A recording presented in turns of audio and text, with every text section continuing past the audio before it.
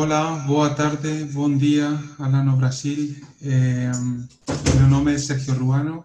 Eu vou dar a introdução a este primeiro webinar organizado pela Descubra Madrid, uma empresa especializada em destino Madrid para os brasileiros. Esta tarde, os ponentes, os panelistas, vai ser Andrea Lima, a directora da Descubra Madrid. Andrea é formada en Relaciones Internacionais e ten tamén formación en Historia e Cultura Española. E tamén va a tener seguidamente su parte Alexander Muscalú, tamén es del equipo da Descubra Madrid. Alexander es formado en Historia, tamén ha sido profesor e colabora divulgando arte e historia en Madrid e es uno dos guías do equipo. Así que, sin máis dilación, voy a dar a entrada a Andrea para que comience a ponencia de la tarde. Despois das ponencias van tener, a través do chat, unha oportunidade de facer as preguntas e vamos a dejar unos 10-15 minutiños para que vocês planteen todas as súas dúbidas. Obrigado por súa asistencia.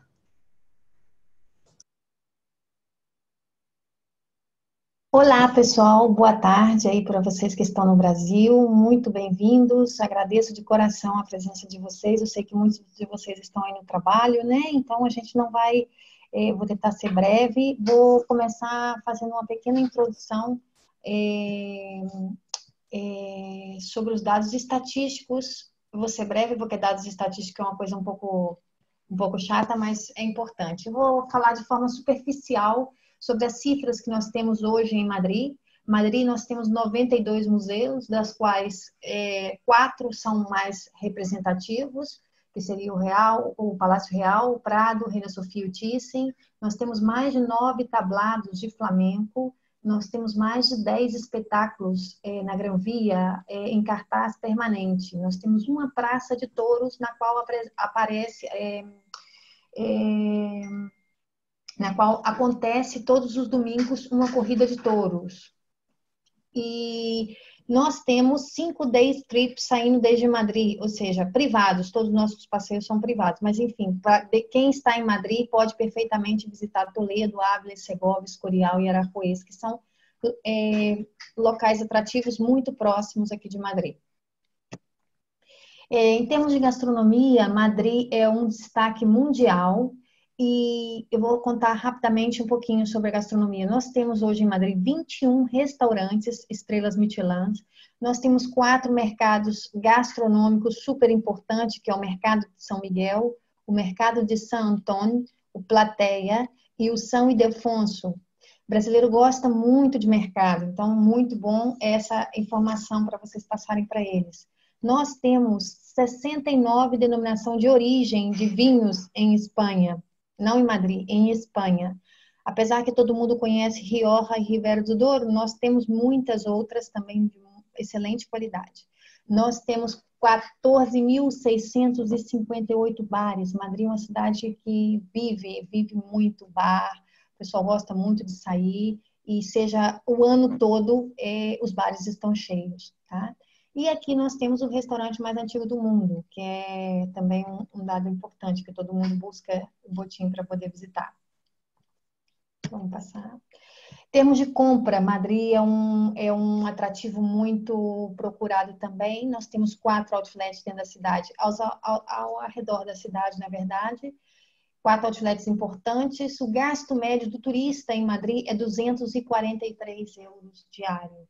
E nós temos 5 zonas comerciais super importantes no centro da cidade mesmo, que seria a zona de Fuencarral, da Calle Fuencarral, da Calle Serrano, a zona de Orense, Novos Ministérios, Calle Preciados e a Gran Via, que está no centro, ou seja, a pessoa estando alojada no centro, ela tem acesso a esse tipo de compras. No gasto diário por nacionalidade, eu tirei lá um gráfico para mostrar para vocês que hoje em dia, a Espanha é o segundo destino mundial em termos de turista, tá? Então, e o brasileiro é o 10º emissor de turista para a Espanha. O brasileiro é o 10º emissor, um dado super importante também para nós.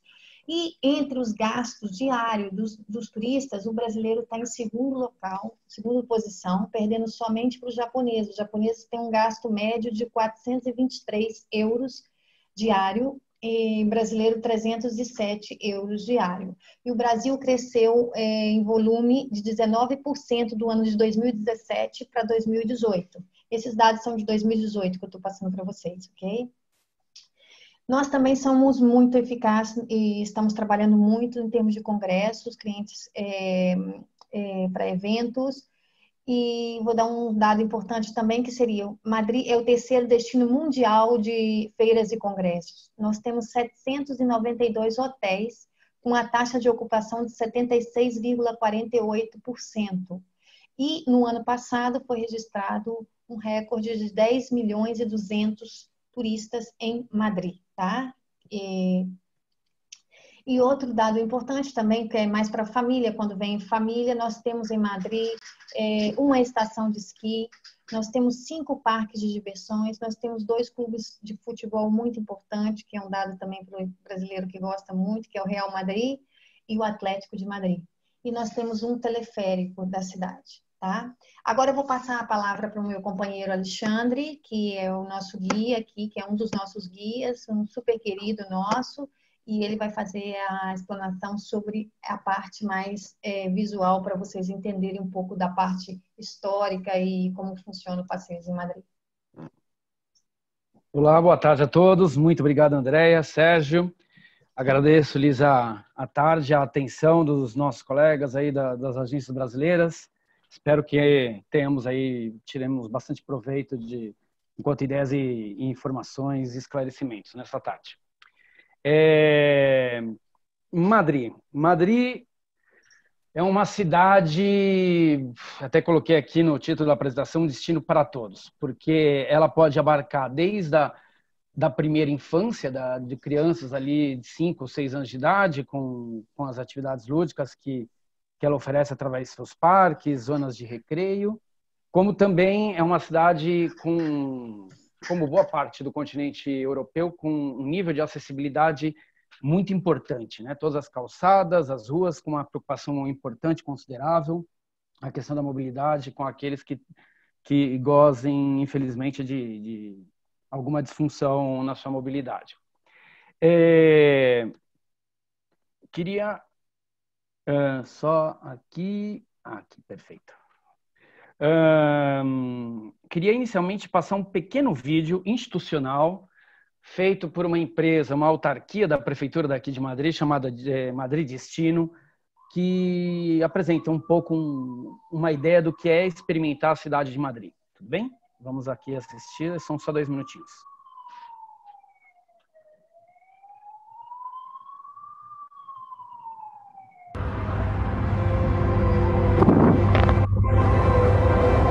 Puede que el mundo empezara como un lugar frío.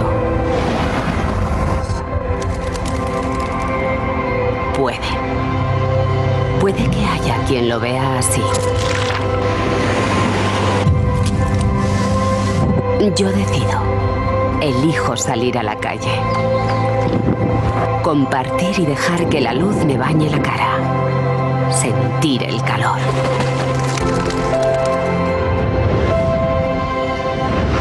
Como una sonrisa que te acompaña, un gesto amable. Al sentirte parte de algo o regalar algo a los demás.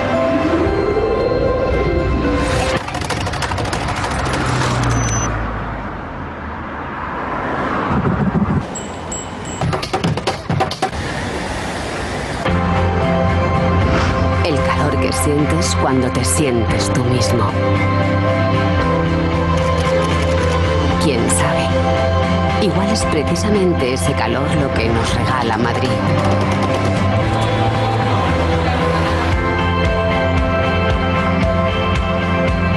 La luz de los que nos antecedieron.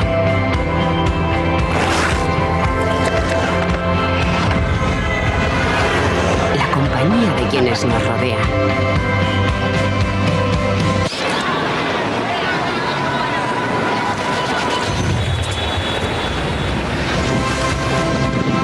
Y durante la noche, más luz y calor, también para el día siguiente.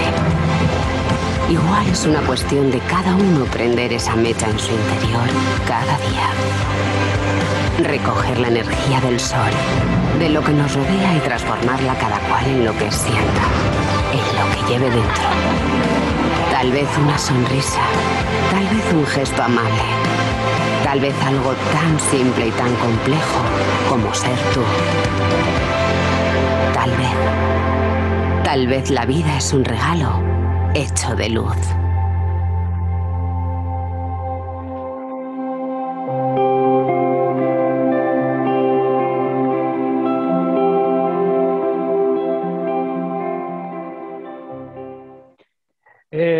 Se tem uma coisa que Madrid e o espanhol no geral pode se gabar é de ter um volume de luz diária, cotidiana, natural, absolutamente incrível.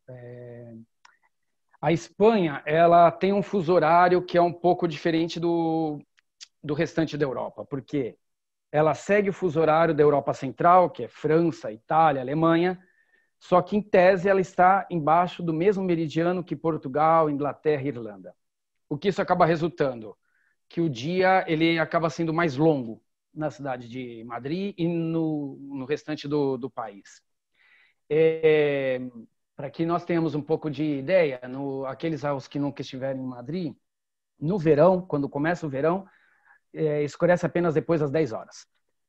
E amanhece por volta das 7. Então, é um volume diário absolutamente até pesado de sol e de energia. Outra característica, talvez não a melhor, mas ao turismo ela é incrivelmente positiva. A cidade de Madrid é bastante seca.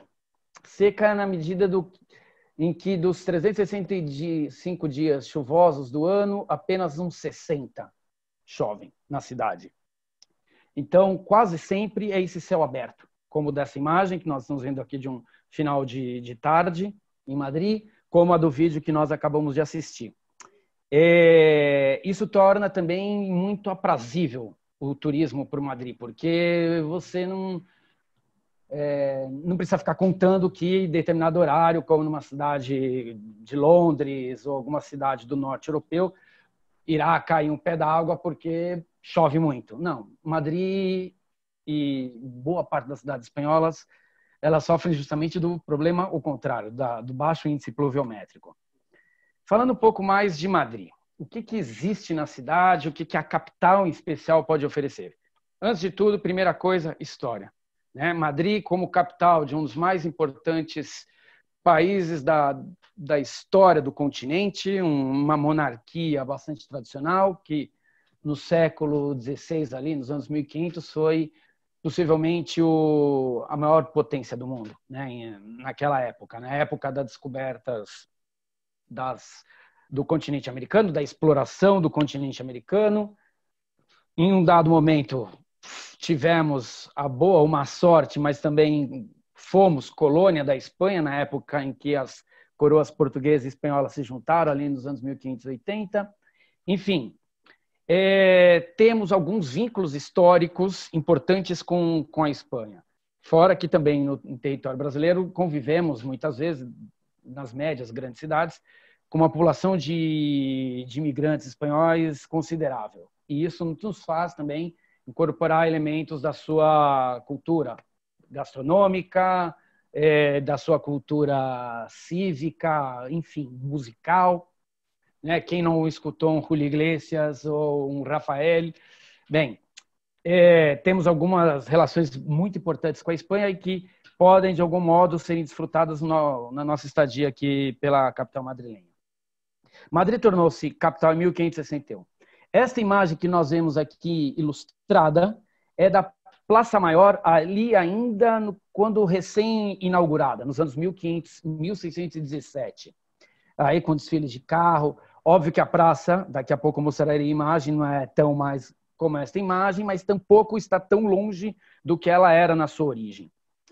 Madrid, ela tem pelo menos 4 grandes momentos históricos. Ela tem um período antigo de nomadismo, de pequenas populações, Aí ela tem, na Idade Média, a sua fundação. Madrid é uma cidade fundada pelos muçulmanos, Mohammed I, conquistada pelos católicos, pelos cristãos vindos do norte em 1083, mas com a conquista cristã estabeleceu-se uma convivência entre cristãos, judeus e muçulmanos. Experiência essa que se pode desfrutar em diversas cidades no entorno de Madrid ou em outras partes da Espanha. Depois, a gente tem o período que tornou-se muito famoso por conta dos reis católicos, né? Principalmente nas figuras da rainha Isabel de Castela e o seu marido, o rei Fernando de Aragão. A união das coroas, o casamento dos reis e a unidade espanhola.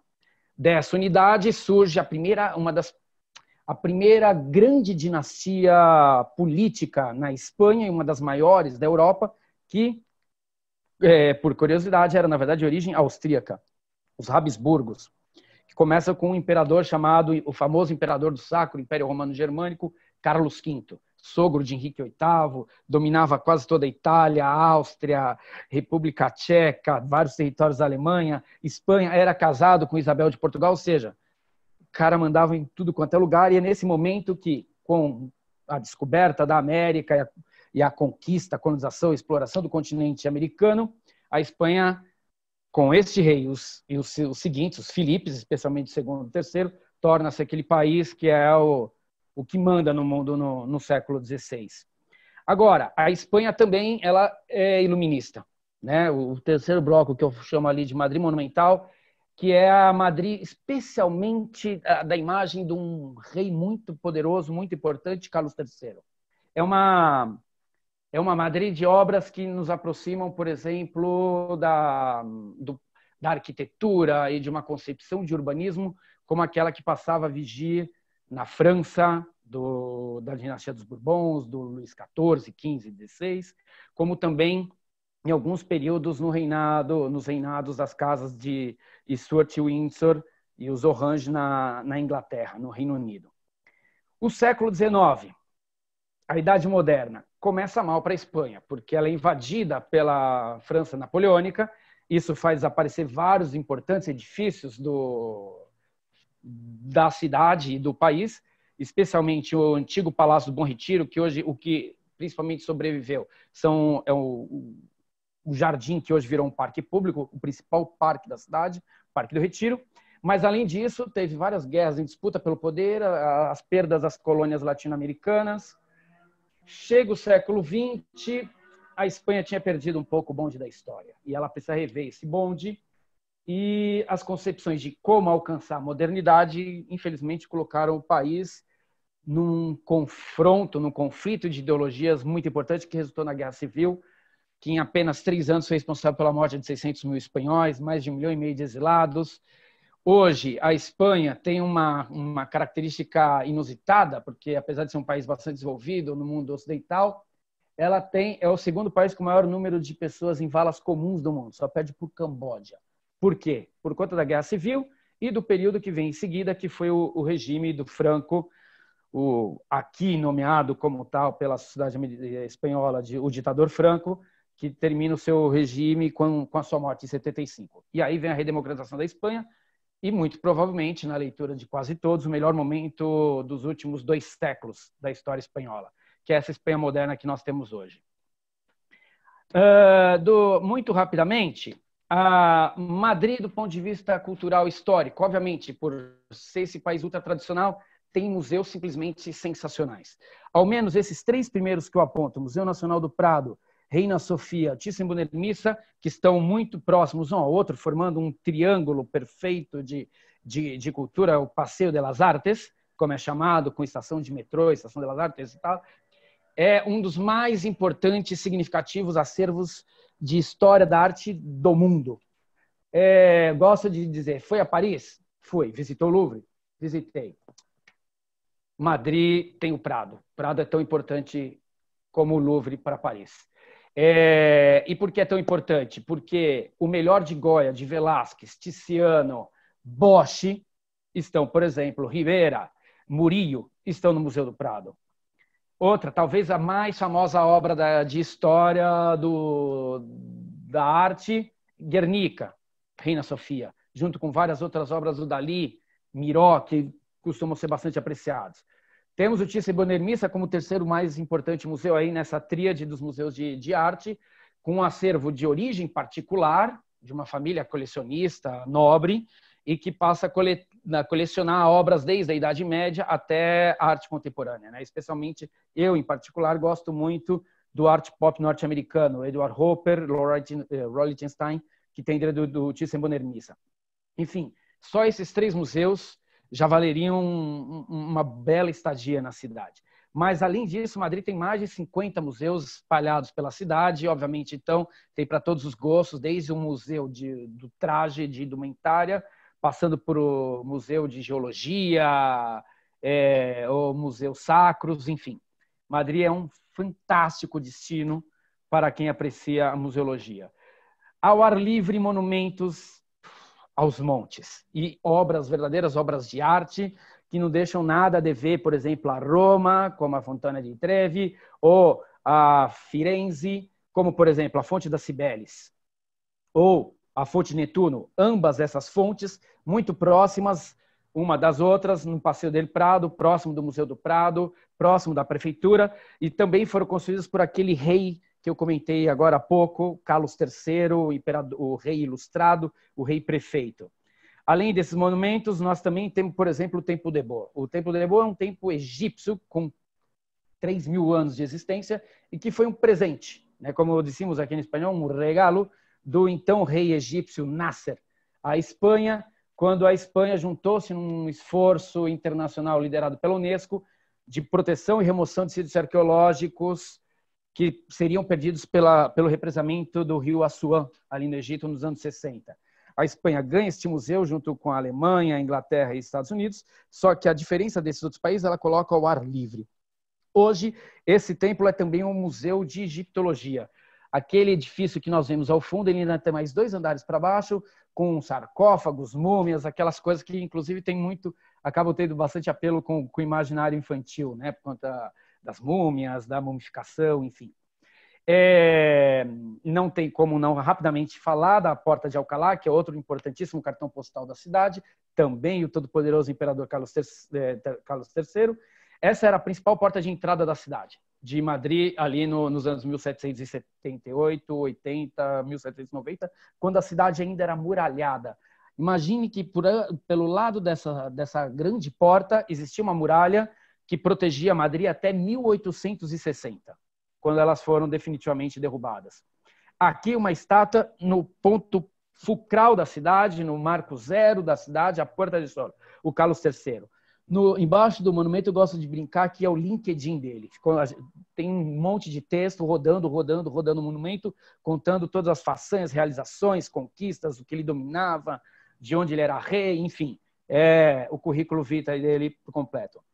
E agora um dos monumentos, talvez esse é o que eu mais gosto, que é a estátua do Felipe IV na Praça do Oriente. E por que eu gosto especialmente dessa estátua? Porque é a primeira estátua equestre do mundo em que o cavalo está em apenas 2 patas. E essa estátua está justamente à frente, ao lado, na lateral do Palácio Real. Então, junto com uma praça super bonita, com paisagismo do século XIX, de inspiração parisiana. Enfim, as ruas madrilenhas são muito bonitas. Além, obviamente, não tem como não falar de arquitetura. E aí, Madrid, ela consegue compor o antigo e o moderno numa síntese super incrível, passando por várias experiências. Ali, a primeira imagem, as 4 torres, 4 gigantescos edifícios, todos com mais de 230 metros de altura. A segunda torre é o 4º maior edifício do continente europeu, a Torre de Cristal. Essas torres, elas estão na parte norte da cidade, no distrito de Chamartín, que em breve passará por grandes obras também de modernização. Ali ao seu lado, a famosíssima Praça Maior, a praça mais famosa da cidade, que é aquela do rei Felipe III, que é o que está na estátua ali no meio da praça. Abaixo a gente vê o Palácio Real, que é o 2º maior palácio da Europa, com 3.418 cômodos, só perde em tamanho, todo mundo vai dizer Versalhes, o Buckingham. Não. Versalhes é metade do tamanho do Palácio Real. Buckingham é 1/3 do tamanho do Palácio Real. O maior palácio da Europa é um que, infelizmente, poucas pessoas visitam, que é o Palácio do Povo, em Bucareste, na Romênia. Então, ou seja, Palácio Real acaba se convertendo quase numa visita obrigatória na cidade, pela importância histórica, pela monumentalidade, pelo glamour e a luxuosidade que ela ostenta no seu interior. E mais ao lado, o Palácio das Cibeles, que é a sede da prefeitura, o antigo Palácio das Comunicações, Telégrafos e Correios, de 1918. Então, Palácio das Cibeles, começo do século XX, Palácio Real, século XVIII, Praça Maior, século XVII, as Quatro Torres, século XXI. A gente tem arquitetura de todas as épocas para todos os gostos. Palco, arte. Meus clientes, turistas, visitantes adoram teatro, adoram concerto, amam musical e, claro, flamenco. A Espanha Madrid é o segundo maior destino musicais do continente europeu, só perde para Londres. Então, e com uma vantagem ou desvantagem, mas é cantado e tudo encenado em língua espanhola. Talvez seja mais fácil a uma parte da população brasileira acompanhar a história. Ali eu separei uma cena de um concerto no Teatro Real. O Teatro Real é principalmente dedicado à música de câmara, né? Grandes orquestras, balés contemporâneos, mas, enfim, ele é considerado uma das melhores acústicas do continente. Tablao de flamenco, como a Andrea anteriormente já comentou. E o teatro como considerado um dos teatros mais relevantes, tradicionais do continente europeu. Junto com o Reino Unido e a França, a Espanha, são os três países em que mais tradicionalmente se desenvolveu o teatro desde lá do final da Idade Média. E aí são muitas salas de teatro. Além de cultura, essa cultura de consumo mais sofisticado, obviamente que a gente tem espaço. Até separei, não sei se vocês assistiram aquele filme com a Julia Roberts, Comer, Rezar, Amar, que ela vai para um ashram na Índia, e come aos montes, e trabalha e se apaixona pelo personagem do Javier Bardem, o espanhol que vive aqui em Madrid, no bairro de Chueca. E aí, Madrid, ela também é, obviamente, ultra interessante pela sua gastronomia, com os vários restaurantes Michelin, as muitas igrejas, principalmente católicas. A Espanha não é um país em que há preponderância da população de religiosos que não sejam católicos, né? Aí é um pouco pela força da tradição e da formação social, cultural do país. Ela é preponderantemente católica e também tem ali um percentual muito importante, expressivo de agnósticos e ateus. Mas a Igreja Católica, ela é o lugar da espiritualidade preponderante. E a vida noturna madrilenha, que é por muitas revistas especializadas, considerada uma das mais importantes, expressivas de todo o mundo. Ao mesmo nível do que uma vida noturna de uma Londres, uma Nova York, com uma leve vantagem. Enquanto você chega em Londres e tudo acaba às 11h30, em Madrid, os bares, alguns começam a fechar a 1h da manhã. A vida noturna aqui, na verdade, ela vira à noite, como de algumas grandes cidades brasileiras. Para falar um pouco de gastronomia, eu peguei hoje um dado que tem uma leve diferença ao meu, não sei o quanto eu estou certo ou não em relação ao André, mas esse ano foram 23 restaurantes madrilenhos estrelados com Michelin. Separei, inclusive, a imagem de um deles, o Coque, do Sandoval. Mas o Diverso, por exemplo, que é um restaurante mega famoso, tem 3 estrelas. Ou seja, comida boa tem muito. E é um espaço em que se tanto pode experimentar o moderno quanto a tradicional culinária. Separei, por exemplo, uma sugestão que a Andrea costuma fazer bastante, do La Barraca, para se apreciar a roceria espanhola, que é conhecida mundialmente como paella. Mas, além disso, tem, obviamente, a tradição do consumo de tapas. E eu separei uma imagem do interior daquele restaurante mais antigo do mundo, o Sobrino El Botín, que está muito junto, pegado ali à Praça Maior. Além da gastronomia, então, a igreja, e aí algumas igrejas são simplesmente esplendorosas. Especialmente essas duas, na minha visão um pouco particular, no seu interior, a Igreja de Santo Antônio dos Alemães, que eu não sei se vocês conseguem perceber a pintura é um trabalho maravilhoso da primeira metade do século XVIII, como também a Basílica de São Francisco Grande, que tem os seus pintores, contam entre eles o Goya, o famoso pintor de origem aragonesa, de Saragoça, e que morou muitos anos aqui na Espanha. Separei uma imagem ali da missa na Catedral de Almudena e uma imagem exterior da Catedral de Nossa Senhora de Almudena. Apesar dela aparentar ser muito antiga, ela é das mais novas igrejas da cidade de Madrid. Ela é uma jovenzíssima apenas com 26 anos de idade. Sua missa de inauguração foi o Papa João Paulo II. Separei aqui alguns dados, mas que, enfim, não carece mais. Vamos avançar mais um pouquinho. Daqui a pouco possibilitaremos perguntas, esclarecimentos a vocês, tudo bem? Mas aqui e lá. Noite madrilenha. Algumas imagens separadas. Vários muito importantes bairros tradicionais da noite, como os bairros de Las Letras, Lavapiés, Malasanha, Chueca, Chamberí, Salamanca. Todos os perfis, todos os bolsos, todos os gostos. A noite é plural, diversa, democrática. Uma curiosidade é essa Cava Barra, que é uma das ruas com a maior quantidade de bares do mundo. Ela tem 320 metros e ela tem 53 bares. É um bar a cada 6 metros, a calle Cava Barra. Onde está essa rua? Pegada, ligada no centro, pertíssimo da Praça Maior. Assim que, inclusive, é possível desfrutar bastante da noite madrilenha, também ali na região central. Não é necessário grandes deslocamentos na cidade para que se possa aproveitá-la. Deixamos voltar aqui um pouquinho. Travamos. Tá. Vamos avançar aqui. Essa discoteca capital é uma das mais importantes da cidade, talvez a mais importante. Ela era o antigo teatro de cabaré, percebe-se o gigantismo dela. Imagine-se, então, como que é uma noite, uma noitada no capital. A discoteca capital está muito próxima do Reina Sofia e do Museu do Prado, ou seja, também está no centro. Isso é também fantástico na cidade, porque a centralidade de toda essa oferta do aparelho urbano, ela facilita muito a vida de todo mundo. Uma coisa bastante que as pessoas às vezes também talvez escapem. Madrid tem a terceira maior malha metroviária da Europa. Só perde para Londres e Moscou. São 302 estações de metrô, mais de 320 quilômetros de trilho, 12 linhas. E mais 3 de tram, que a gente aqui chama de metrô ligeiro. Mais umas centenas de linhas de ônibus, ultra funcionais, com horário rigoroso, com calefação no frio, com ar-condicionado no verão, mais sistemas de Uber, Cabify, táxi. A mobilidade na cidade é sensacional, uma das melhores do continente. Além daquilo tudo que nós vimos, o que mais a cidade nos proporciona na sua diversidade de possibilidades? A Espanha é considerado o país mais amigável ao orgulho LGBT do mundo.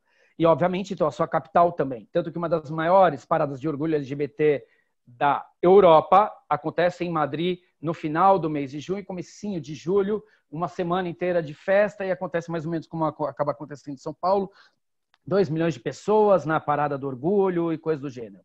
Agora, crianças. Temos alguns muito importantes parques. E quais são esses parques? Especialmente separei 2. O Parque de Atrações, que é um pouquinho mais radical, a gente pode perceber ali pela Montanha-Russa, e também o famoso Parque Warner, que é da Warner Brothers, enfim, então dispensa um pouco grandes elucubrações, mas são 2 importantíssimos e divertidíssimos parques de diversões para todas as idades, tanto para os menores quanto para os maiores. Há espaço garantido de diversão. Grandes zonas verdes. Separei aqui 2. O Lago da Casa de Campo. A Casa de Campo é a maior área verde e zona urbana da Europa. É um lugar gigantesco que faz fronteira de Madrid com Pozuelo e uma franjinha também ali da cidade de Las Rozas. É um gigante com milhares de hectares. Não é 100 hectares, não. Milhares de hectares. Você faz trilhas de 30 quilômetros no interior da Casa de Campo. E a outra imagem do lado, o Parque Madrid-Rio, que é um parque ótimo também para levar crianças para andar de bicicleta, os seus playgrounds ultra radicais, é divertido pensar se as crianças se aventurando em tirolesa gratuitamente, assim, no meio do parque, com toda a segurança que a estrutura urbana lhe proporciona e gratuitamente. O Parque Madrid-Rio é também sensacional porque ele margeia o único rio da cidade, que é esse rio aqui, o Manzanares. Estou terminando muito rapidamente. Aos amantes de futebol, não tem como. Madrid é uma das grandes capitais de futebol do mundo. Só o Real Madrid, 13 títulos da Champions, 7 mundiais, o maior vencedor de todos os tempos em quase todas as ligas que participou. Ao seu lado, o estádio hoje mais moderno da cidade do país, da Espanha, o Wanda Metropolitano do Atlético de Madrid, que nos últimos anos também tem galgado um espaço importante no cenário do futebol internacional, chegando 2 vezes em finais também da Champions, sendo derrotado pelo seu arquirrival, o Real Madrid. Fora isso, eu, por exemplo, torço para um time que é da 2ª divisão, Raio Vallecano. Mas Madrid tem, além das cidades no entorno, como Getafe, Leganés, que também tem cidades. Vamos lá. Opa, se foi o áudio. Perdão. Um momentinho. Me escutam? Ah, pronto. Voltou. Perdoe-me. Muito obrigado, Andréia. Estava comentando dos estádios, então, os estádios do Real Madrid, do Atlético de Madrid.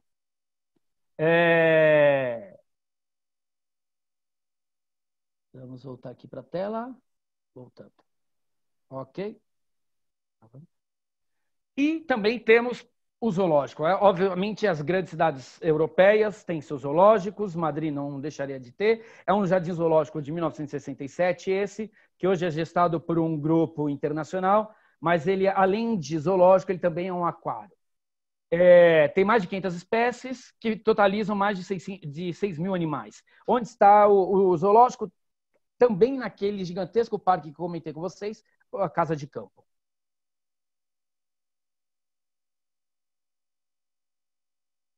E só para falar aqui do entorno,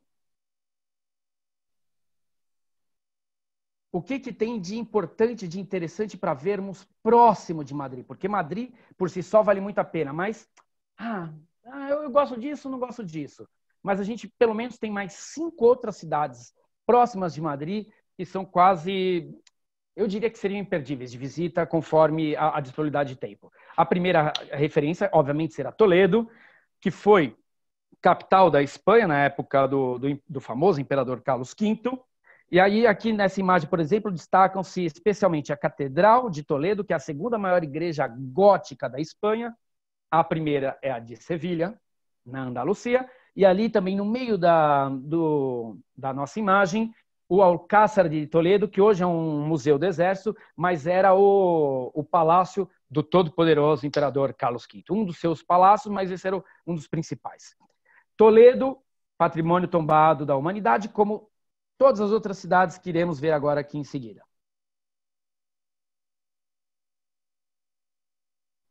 Segunda cidade destacada, Segóvia.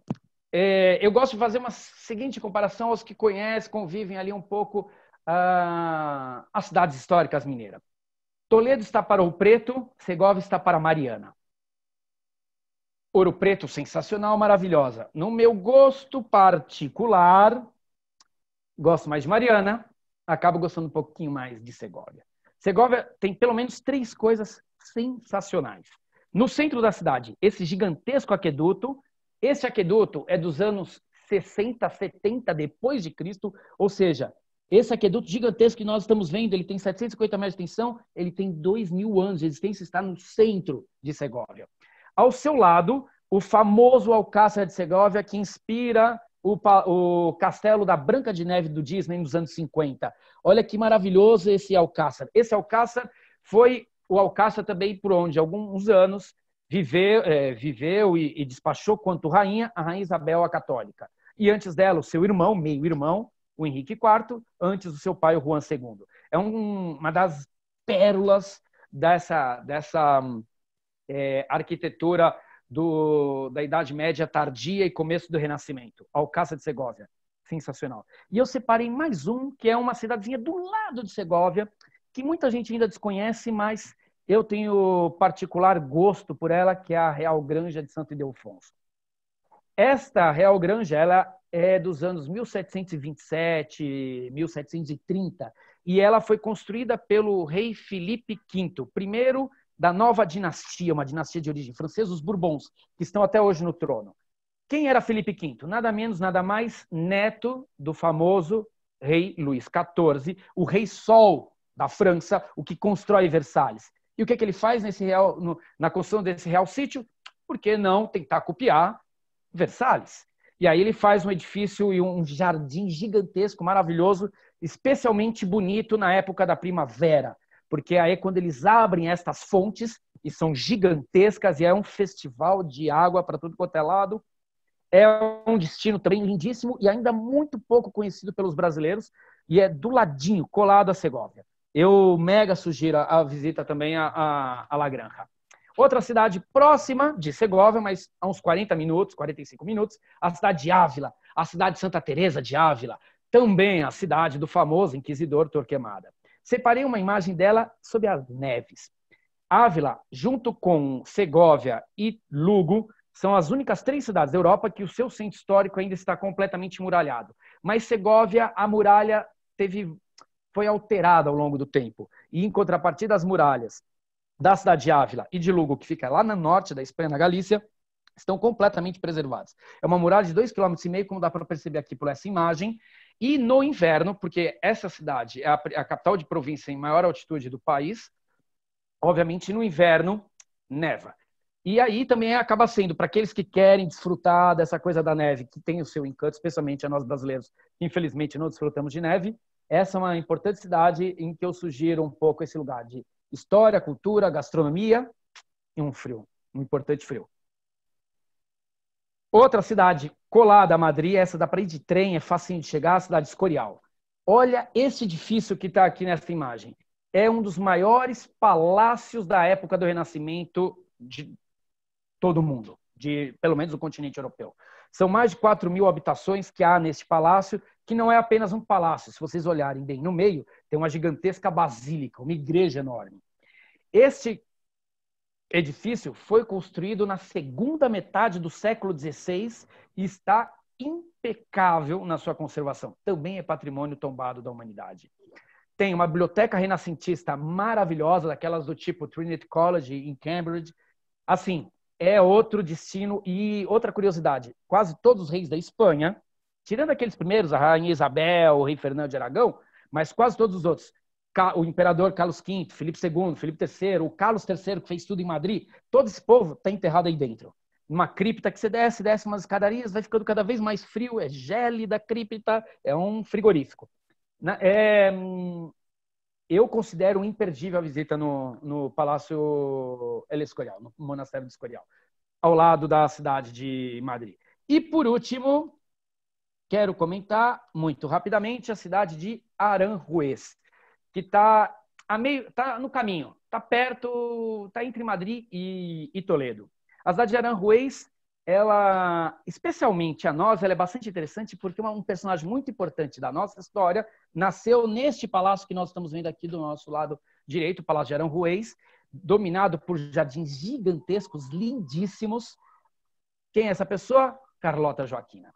Essa cidade também está aqui muito próxima de Madrid e ela é curiosa também porque é o encontro do rio Tejo com o rio Jarama, que se encontram ao lado desse grande complexo palaciano aqui próximo de Madrid. Queridos, agradeço-lhes imensamente a atenção. Volto para a Andréia. Obrigado. Obrigada, Alexandre, pela apresentação. Agora eu vou começar a explicar um pouquinho sobre os nossos serviços, o que vocês podem oferecer para o cliente de vocês aí no Brasil, tá? Eu vou começar a passar aqui as expositivas.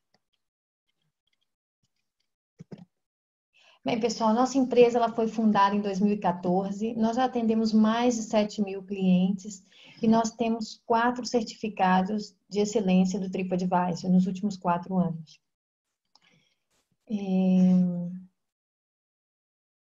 As razões que listei aqui algumas razões para vocês contratarem o nosso serviço aqui em Madrid, que seria, vocês vão ter sempre um suporte brasileiro aqui para dar para o seu cliente.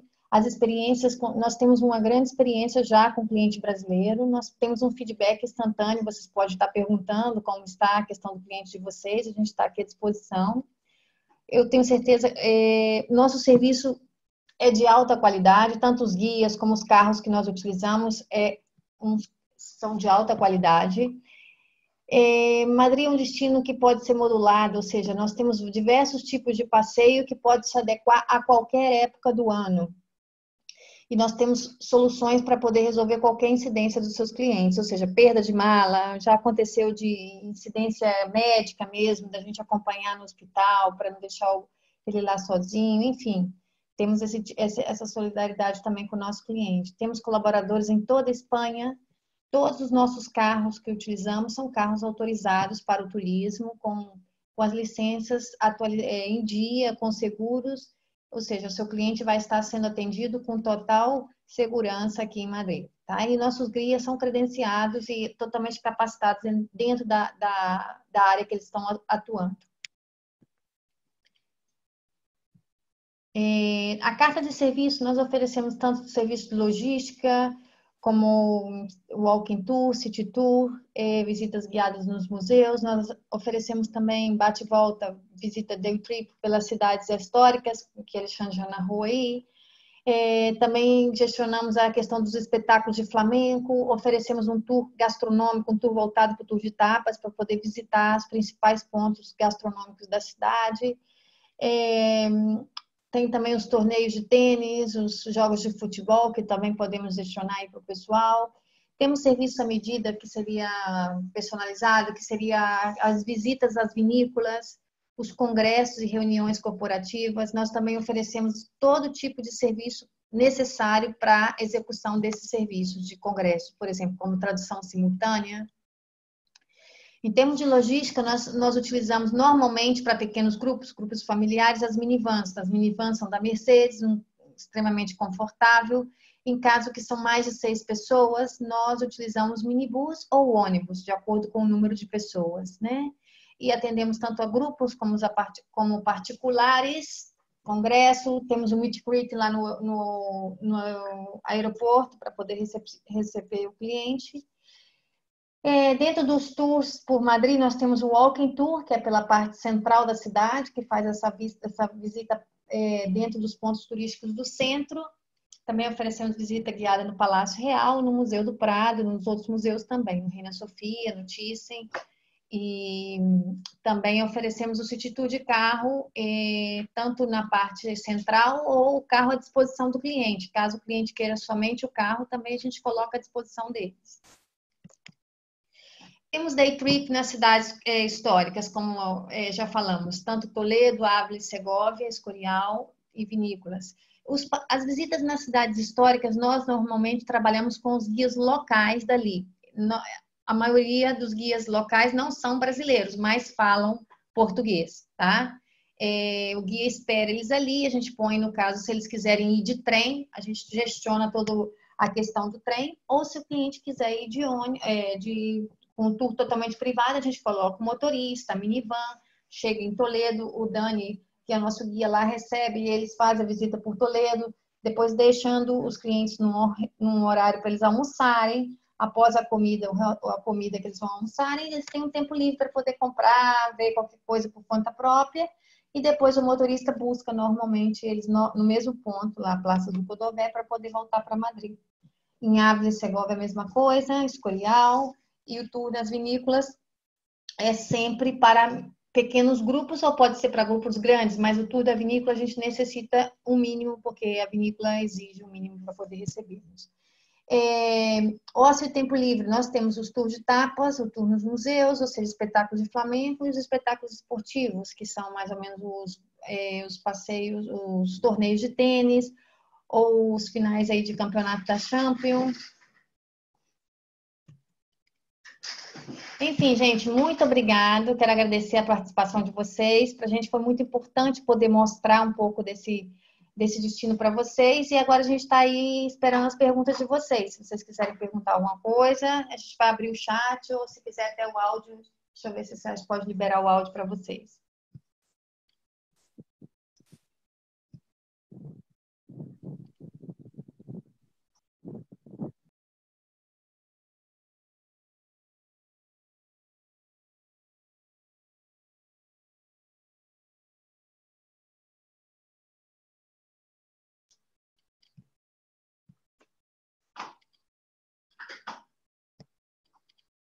Não consigo ver.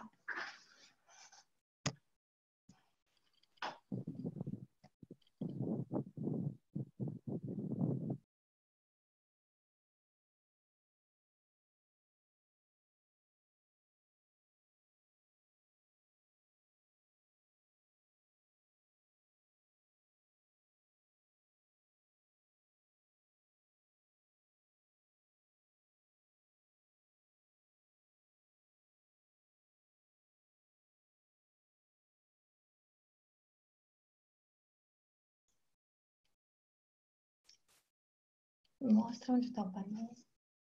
Já foi tudo. Bom, pessoal, quero agradecer. Então, se não houver nenhuma pergunta, muito obrigada pela participação. Está perguntando que se es pagamento por remesa.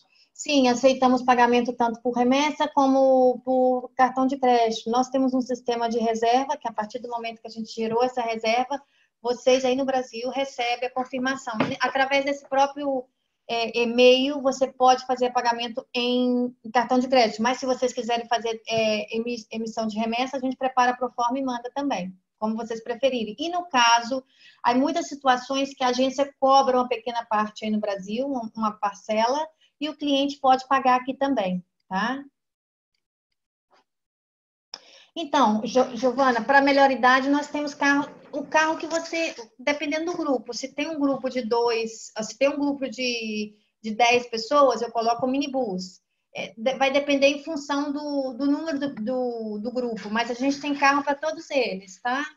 Se necessitar um carro com adaptador, a gente também busca um carro adaptado para com cadeira de roda e tudo mais. Isso não se preocupe, porque a gente já busca uma situação para adequar ao cliente. Normalmente, os carros que nós utilizamos são minivans da Mercedes. Não sei se tem como compartilhar.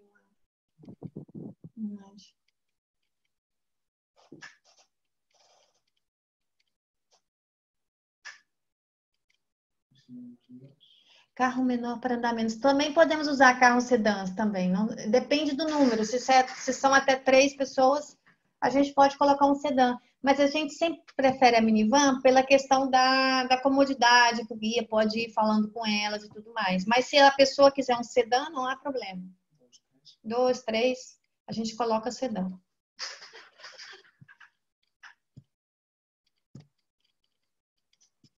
Boa tarde, Jaqueline.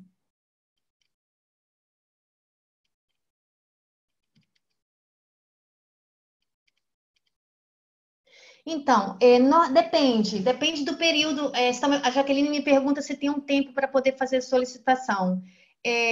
A solicitação, eu sempre, de um dia para outro é complicado a gente atender, mas assim, a gente tenta adequar, até porque a gente tem vários guias que trabalham conosco. Se não pode um, a gente tenta outro e vai colocando em função do passeio e dividindo. Como a gente tem vários tipos de passeios, se vocês depois quiserem me mandar um e-mail, eu mando a listagem dos passeios que nós temos e como a gente pode modular os passeios. Por exemplo, uma visita no museu, ou um walking tour, ou um city tour, e vai distribuindo entre os guias. Eu peço pelo menos com no mínimo 48 horas para poder fazer reserva do tour. Sim, auxiliamos também no caso dos ingressos, sem problema.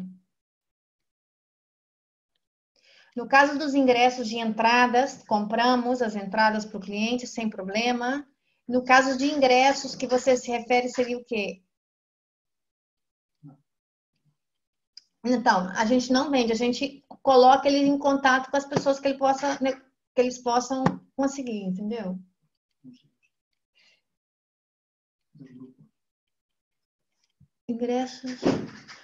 Ingressos de qual ingresso você se refere? De futebol? De que você se refere, Jaqueline? Porque os ingressos, assim, de futebol. Então, o ingresso do futebol é uma coisa super complicada. Por quê? Porque o Real Madrid, quando tem um jogo, ele tem, primeiro, as pessoas que podem comprar são os sócios do Real Madrid, né? Então, quem tem acesso primeiro a essa compra? Os próprios sócios. A gente conhece alguns sócios, sim, que a gente coloca o cliente em contato com eles, mas a gente não vende o ingresso, mas eu coloco, sim, a pessoa para poder fazer o contato direto com o sócio. Eu facilito isso, sim, para o meu cliente, tá? Mas no estádio do Santiago, sim, a gente pode gestionar a visita lá, a gente compra os ingressos para o cliente sem problema. Vocês oferecem serviço em Barcelona também? Em Barcelona não oferecemos. Barcelona tem várias empresas lá brasileiras também, muito capacitadas, que a gente até recomenda, se vocês quiserem, pode entrar em contato, eu passo o contato de Barcelona para vocês.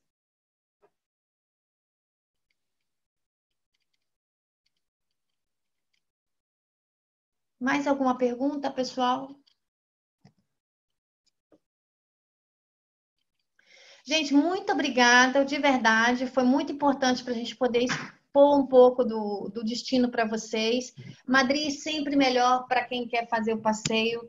Tem uma parte central que é a parte do centro, é super importante fazer um pouco de caminhada, tá? Porque são zonas restritas para o carro, mas assim, se a pessoa tiver limitação, a gente coloca o carro também para poder fazer.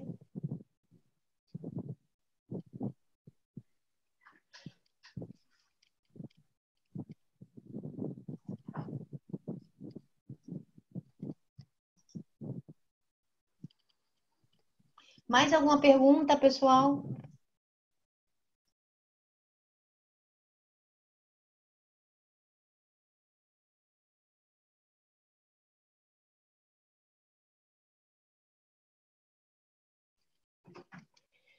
Bem, pessoal, quero agradecer. Já terminamos, já chegamos no final da nossa reunião. Muito obrigada pela presença de vocês. Caso vocês necessitem, pode entrar em contato comigo por e-mail ou por WhatsApp, o que vocês considerarem mais oportuno. Não sei se eu tenho meu WhatsApp aí. E qualquer dúvida, estamos aqui à disposição. Obrigada pela companhia e pela assistência de vocês aqui. Um abraço. Eu, rapidamente também, eu aproveito, agradeço, reitero os agradecimentos e eu espero em breve poder encontrar muito desse povo que está aí aqui nesse chat conosco, Andréia. Muito bem. Obrigado também pela oportunidade. Ai, pera. A todos os panelistas. Como que eu respondo a todos?